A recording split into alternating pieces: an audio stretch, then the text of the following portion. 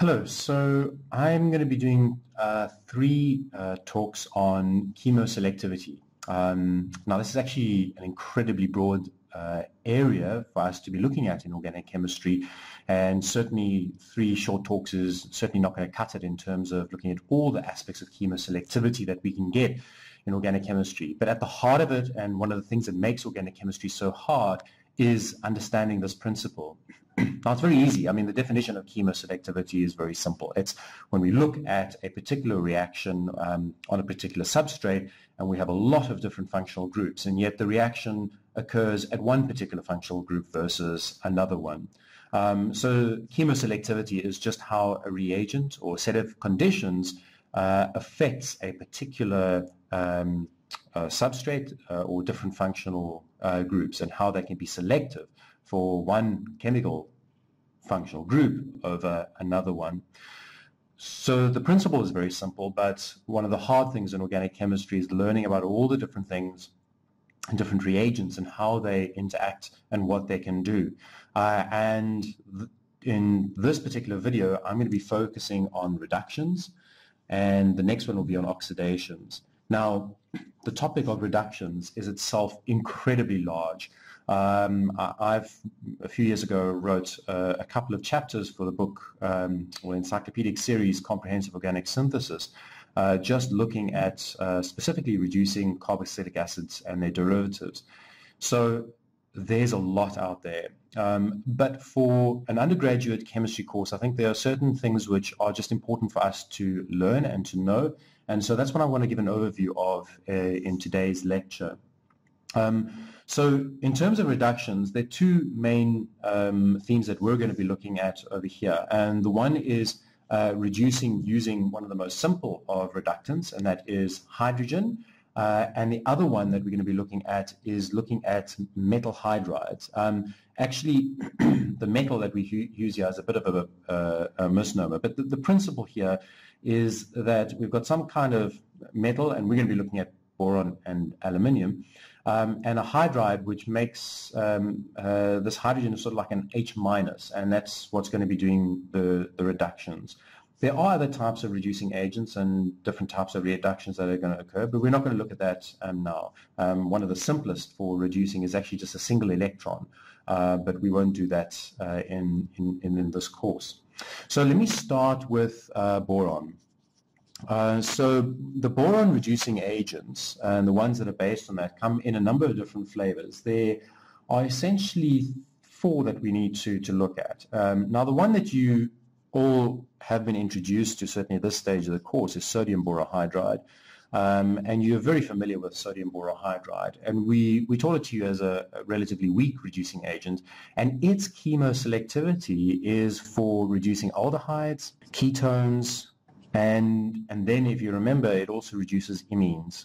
These are the functional groups that it will reduce. So aldehydes to alcohols, ketones to alcohols, and imines to an amine. Its chemoselectivity is that it won't react with an ester. It won't react with a carboxylic acid. It won't react with an amide. So there's a lot of functional groups that it doesn't react with, but these are the functional groups that it does react with. And so it can selectively reduce, for instance, an aldehyde in the presence of an ester, and that can be quite important. One of the new ones we need to introduce to you is actually so close to it that it seems a little bit odd, but it's lithium borohydride. And all we've done is we've changed the counter ion. And this one it's subtle, but it's an important one to add to our arsenal, because essentially it's the same as sodium borohydride, but it does all this over here, plus it will reduce an ester to an alcohol. So it does all of these over here, but plus it will also reduce an ester to an alcohol. So that's quite useful.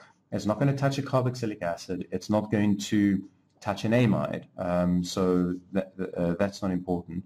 There's another borohydride reagent that you have learned. So it's almost like taking a step back from sodium borohydride. It's the tame. This is quite tamed. I mean, it's very, very easy to work with. It's a mild reducing agent, but we can tame it even further. And there are a number of different ways one can do it. But for this purpose, I think it's just important just to know the one which is the sodium cyanoborohydride. So It's boron. We've added the cyanide counter ion, and there's now obviously we've replaced one of the hydrogens with the cyanide. And this one is an incredibly tame reducing agent, and it will reduce aldehydes, but only very, very slowly. Its main purpose is in the reduction of imines. And so when one can actually kind of think of this reducing agent as being a really, really selective reducing agent specifically for imines. And what makes this useful is it's fantastic for the reaction which we call reductive amination.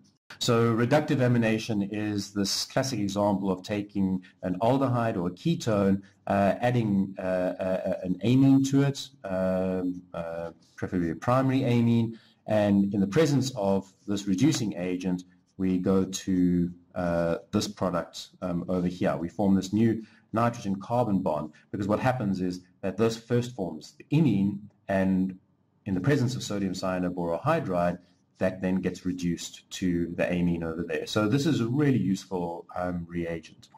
So this you've seen before, this you've seen before, this is new, but there's one more that we're going to add. It's actually a reducing agent that you have seen, but in the context of something else.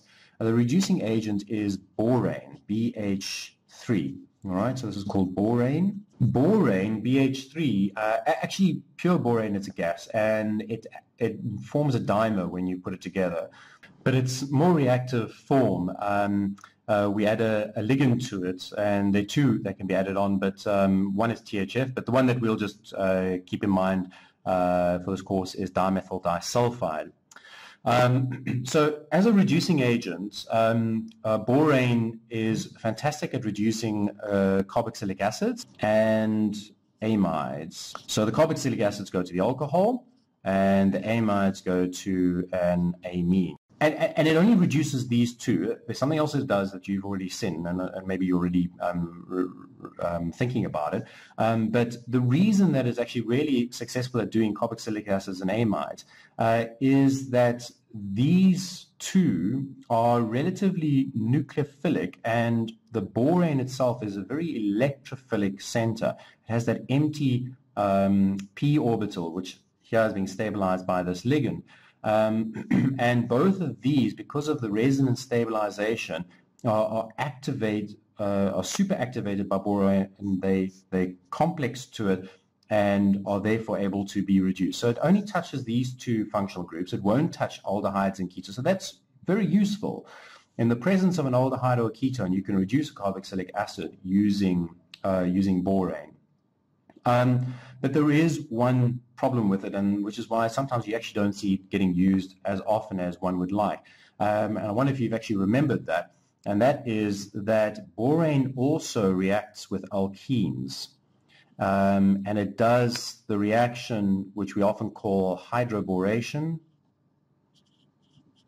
Well, actually, hydroboration is the reaction that it occurs, but often we do a two-step process called hydroboration followed by oxidation. And this is something that you would have learned in the context of doing an anti-Markovnikov hydration over an alkene. So as a simple example, we'd have something like this. We would have added borane, BH3, but in a two-step process. The second step, we would have added hydrogen peroxide, H2O2, and a base, sodium hydroxide as an example. And so the first step, the borane adds over this double bond over there. And so the boron goes over here. One of the hydrogens goes over there. It's a little bit more complicated mechanism that it can happen a number of times with one borane. You don't have to have one equivalent. You can just have half an equivalent or even up to a third, or that's practically not good. But nevertheless, the second oxidation step puts an alcohol there. So what happens is we get an alcohol, and this is also a stereospecific reaction. So the H would have added up over there. This would have been the boron, and the methyl group would have been pointing down. So this is also an important reaction which you need to know about. And it's one of the complications in terms of the chemoselectivity of borane, is that yes, it's great for doing carboxylic acids and amides, but one has to watch out that the molecule doesn't have double bonds. Phenyl rings, fine. Phenyl rings, we got no problem, but it cannot have isolated alkenes like this. They will react. All right, our next metal hydride reagent that we're going to look at is based on aluminium, and it's in terms of the metal hydride reagents, there's actually only two that we're going to be looking at. The most famous one, which you've all learned so far, is lithium aluminium hydride, and this is an incredibly reactive reducing agent, and it basically does everything. If there's something that can react with an H-, which is effectively what it's delivering, it will react with it, and it's going to do that. So lithium aluminium hydride reacts with all carbonyl compounds. Aldehydes, ketones, esters, carboxylic acids, amides, everything is going to react with lithium aluminium hydride. But some other ones to keep in mind is that it will also reduce nitriles to the amines. That carbon gets 2 hydrogens and the nitrogen gets 2 hydrogens, so we reduce it to the amine. It's also going to react, and this is an important one, with any kind of RX, where X is often, we talk about X being a halogen, and so it's going to reduce that just to the alkane. That's an important thing to remember, because if you've got like a bromine or a chlorine or something like that, you're just going to end up with the alkane if you can do this SN2 type reaction. And then also epoxides is another one just to be aware of, and an epoxide will also be reduced.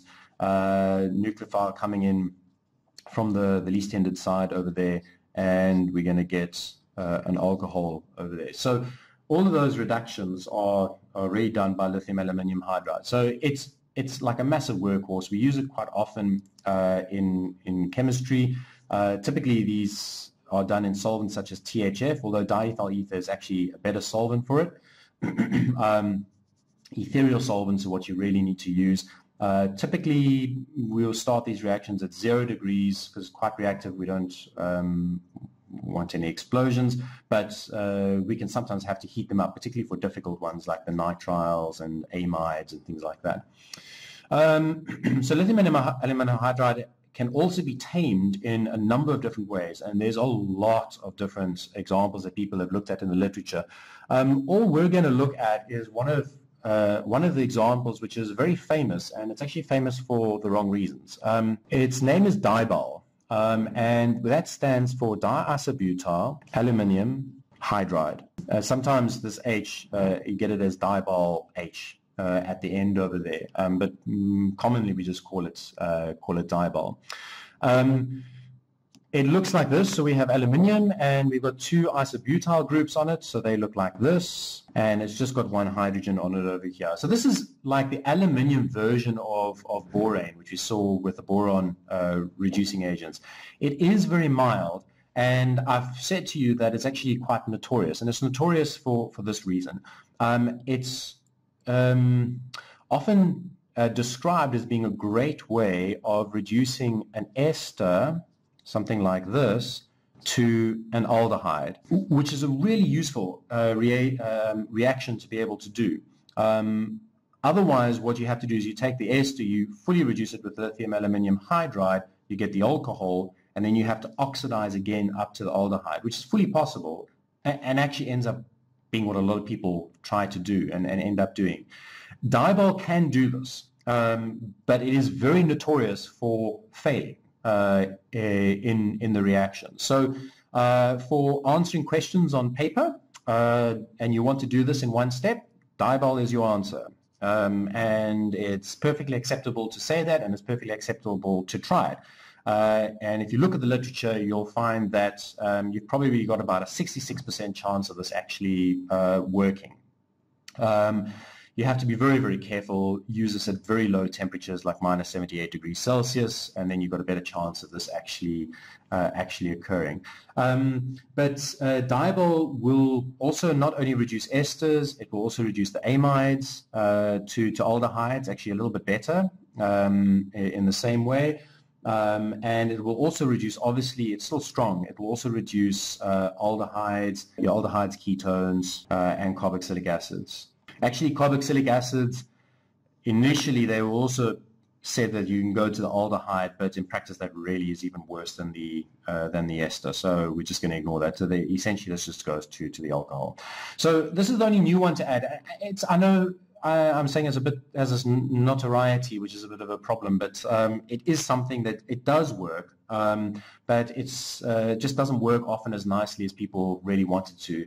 And so, yeah, we just need to be cognizant of that. The last reducing agent that we're going to look at is something that you've actually seen yourself many, many times. And so there's not a lot new that's going to be mentioned in terms of this. And this is just using hydrogen itself as a reducing agent.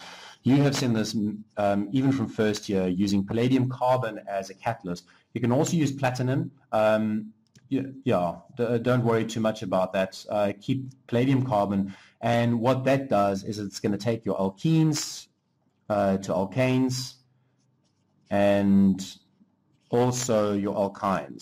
So triple bonds and double bonds go to alkanes, and you get this full hydrogenation that occurs. The only thing that is important to note with this over here is just to remember that this is what is known as a cis hydrogenation. So if we do this, we use hydrogen and palladium and carbon. When we add the hydrogen to that, and this is a really facile, easy reaction, but the hydrogen adds from the same face. So the product will be the cis dimethyl over here. This is an example of the hydrogen added from the bottom face. Of course, this is not chiral, so it doesn't matter what occurred there. It's not racemic or anything. So, but you are going to get the cis product over there. The other version of this, which is an important one to remember, is Lindlar's catalyst. And this is really actually just palladium, and it's been poisoned with things like barium sulfate, and there's some quinoline, and there's a whole lot of different things that get added to this.